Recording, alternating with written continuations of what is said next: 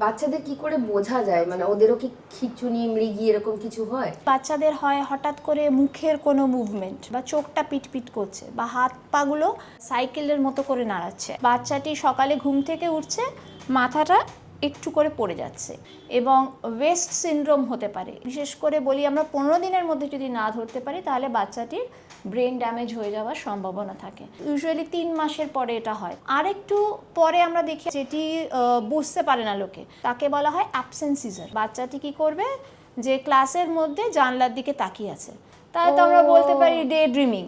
কিন্তু সেটি কিভাবে বোঝা যাবে যে অন্যদিকে তাকিয়ে থাকলে কি হবে, ভাবুক বাচ্চাকে যদি ডাকা হয় সে আবার নিজের জগতে ফিরে আসবে, কিন্তু এই বাচ্চাটি কিন্তু অন্যদিকে হারিয়েই গেছে। সকালবেলা উঠে হঠাৎ করে হাত থেকে জিনিস পড়ে যাওয়া, ব্রাশটা পড়ে গেল এবং বারবার জিনিস পড়ছে, চায়ের কাপ পড়ে গেল, এটাকে বলা হয় জুভেনাইল মায়োক্লোনিক এপিলেপসি।